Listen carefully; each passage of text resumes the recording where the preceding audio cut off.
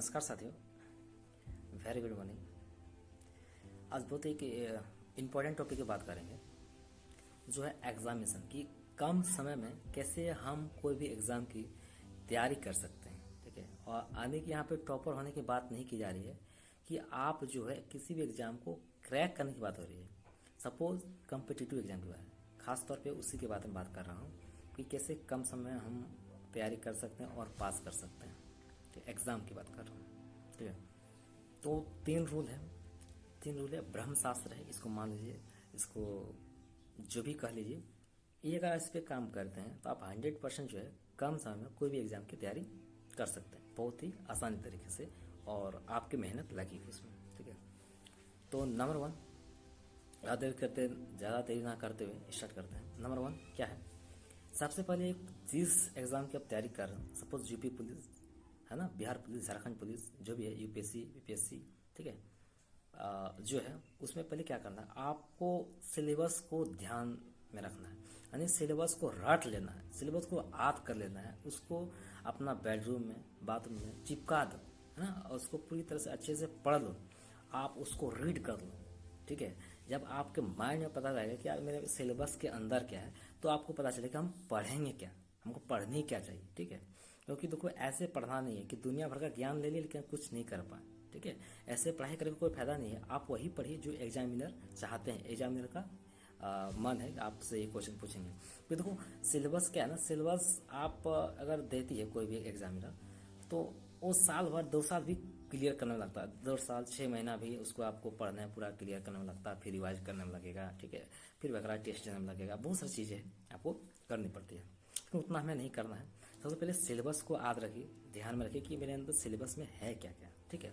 उसके बाद दूसरा पॉइंट करना क्या है कि आपको प्रीवियस ईयर्स का क्वेश्चंस रीड करना है, कि जितने क्वेश्चन जो है आपके एग्जामिनर पूछे गए हैं पहले का है, 5 साल 10 साल के जो है उसको रीड करिए, 100 150 500 क्वेश्चन को रीड करिए। आपको उसको बनाना नहीं है, याद रखिए।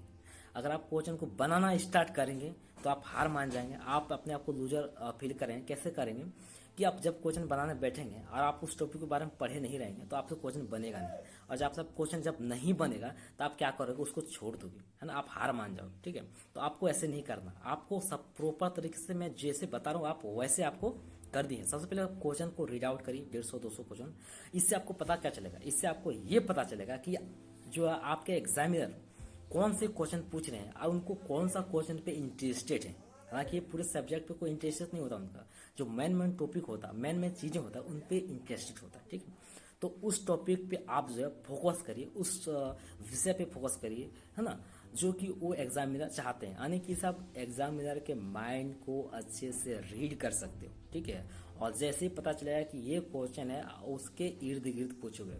सपोज करो कि हम मानते हैं कि आज राम मंदिर का मुद्दा है, राम मंदिर जो अभी बना हुआ है, तो आपको पता चला कि यूपी में राम मंदिर है, तो यूपी में और कौन कौन सी मंदिर है, ये ऐसे ही जैसे राम मंदिर है उसकी इर्द गिर्द पढ़िए। और यूपी के अंदर में राम मंदिर जहाँ कौन सी नदी है ना, कौन से टेम्पल्स हैं, कौन से जो है बना हुआ मूर्ति वगैरह जो बना, स्टैचू बना हुआ, तो वो कौन से है। हम समझ सकते हैं कि ऐसे हमको पता चला कि एग्जामिनर आखिर क्वेश्चन क्या पूछ रहा है, हम वही चीज पढ़ेंगे जो एग्जामिनर चाहता है, यानी कि हम पास होना है ना, हमको टॉपर नहीं बनना है, ठीक है। टॉपर लोग कुछ नहीं करते हैं, लेकिन थोड़ा बहुत पढ़ने वाले लोग अपने आप को इतिहास वाले देते हैं, ठीक है, कुछ कर देते हैं, ठीक है, वो पास कर पाते हैं, ठीक है। तो हमको ये चीज हमको करनी है, हमको यहाँ पे फोकस करना है, जहाँ पे हमको फोकस करनी चाहिए, ठीक है। तो अपने समझो, अपने माइंड को समझो, प्लस एग्जामिनर के माइंड को समझो कि एग्जामिनर चाहते ही क्या है, वो लेना क्या चाहता हमसे, हाँ, वो हमको कैसे लड़के को पसंद करता है। एग्जामिनर ना कोई भी जो है, कोई भी एग्जामिनर ये नहीं चाहता हमको टॉपर लड़का चाहिए, वो चाहते हैं कि मेरे काम को कितने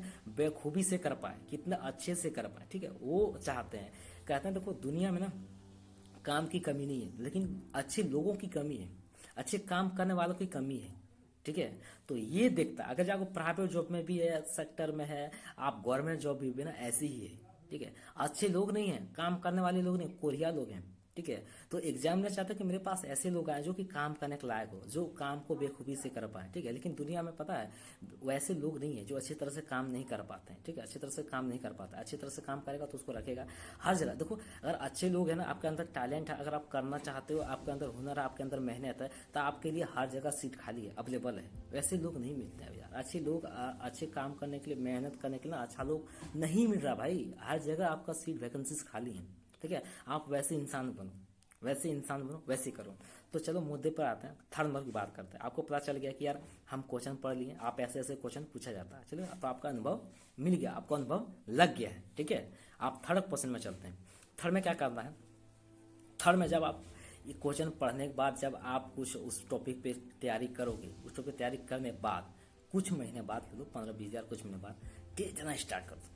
टेस्ट तैयार हो जाएगा तो टेस्ट देना स्टार्ट कर दो, और उसमें देखो कि अगर हम रोज टेस्ट दे रहे हैं, रोज हम टेस्ट दे रहे हैं, तो हमारा क्वेश्चन कितना बन रहा है। क्या हम 2% बन रहा है, 1% बन रहा है, 5% बन रहा है। हमने इससे पता हम कितना परसेंट में है, हम 5% में हैं, हम 10% पहुंच गए, हम 20% पहुंच गए। देखिए रोज अगर पढ़ोगे तो आप इम्प्रूव भी करोगे ना। जब आप इम्प्रूव करेंगे 5%, 10%, 20%, ऐसे ऐसे आपके इम्प्रूव हर दिन होते रहेगा। आपको पता चलेगा हम इतना परसेंट क्वेश्चन को अटेंड कर पा रहे हैं, है ना। 100 क्वेश्चन पूछ रहा है तो आप देखोगे 50 क्वेश्चन अटेंड कर रहा है, 60 क्वेश्चन पढ़ रहा है, 80 क्वेश्चन पढ़ रहा है। आप धीरे धीरे आप देखोगे जब तक आपकी जो है 50% इंप्रूव हो गया, 60% इंप्रूव हो गया, 70, 80, और जब 80 के लेवल के आप क्वेश्चन अटेंड करना स्टार्ट कर दोगे, बनाना स्टार्ट कर दोगे एकदम करेक्ट टू करेक्ट, तो समझ जाओ कि आप जो है कैपेबल हो गए हो कोई भी एग्जाम को क्रैक करने के लिए, पास करने के लिए, टॉपर करने के लिए ही बता रहा हूँ आपको। कोई भी एग्जाम को क्रैक करने के लिए बन गया आप, कोई भी एग्जाम उठा लो, कॉम्पिटिटिव एग्जाम, ठीक है। स्टेट गवर्नमेंट का हो जाए, आप तो सेंट्रल गवर्नमेंट का हो जाए, कोई भी एग्जाम के बारे में बता रहा हूँ, ठीक है। तो आप इस ढंग से तैयारी करो। जब आपको पता चले कि यार मैं 60% में हूँ, 50% में हूँ, कम से कम जब तक आप 50 से ऊपर यानी 65% में जब तक आप ना जाओ, तो समझ लो कि यार हम कोई भी एग्जाम को क्रैक करने के लायक अभी नहीं हुए, हमें और मेहनत की जरूरत है, हमें और तैयारी करने की जरूरत है, और हमें और फोकस करने की जरूरत है, ठीक है। तो आप जब ये कर पाओगे, ये करना जितना हम बताएं, तीन तक आप काम पाओगे, 3 फॉर्मूले पर काम कर पाओगे, तब देखो कि आपकी जो सिलेबस जो है इस लेवल पे हद तक हो जाएगी जो आप कोई भी एग्जाम को क्रैक करने के लायक हो जाओगे, कैपेबल हो जाओगे, ठीक है। बहुत लोग क्या होता है ना, अंधुंधली पढ़ लेता है यार, जो एग्जाम से रिलेटेड नहीं है, दूर दूर से नाता नहीं है, ठीक है, दूर दूर से नाता नहीं है, वो चीज पढ़ लेता है, आज वो एग्जामिनर को पूछने में कोई इंटरेस्टेड नहीं है, ठीक है। और आप वो क्वेश्चन तैयारी करके जाते हो, आज आप जब जाते हो तो एग्जाम में वो क्वेश्चन आते नहीं, और आप निराश हो जाते हैं और बोलते यार मैं 5 साल से तैयारी कर रहा हूँ, 10 साल से तैयारी कर रहा हूँ, आज मेरा हुआ नहीं है, आ तो जॉब नहीं है, आ तो बहुत कंपटीशन है। देखो जो मेहनती है, जो काम करने वाले लोग हैं, जो मेहनती लोग हैं, उसके लिए कोई कंपटीशन नहीं है, और कहीं जगह पे कंपटीशन नहीं है, कहीं जगह पे कंपटीशन नहीं है। और जो इंसान अगर है ना, अगर कहीं पे भी हैं, अगर कोई इंसान है अगर कमाना जानता है, ठीक है, तो हम कहीं पे रहेंगे, हम पैसा कमा लेंगे, ठीक है। बहुत लोग हैं विदेश जाते हैं, बहुत लोग हैं विदेश से पैसा कमाते हैं, लेकिन पता है वो विदेश वाला पैसा लोग यहीं घर बैठे बना रहा है, ठीक है।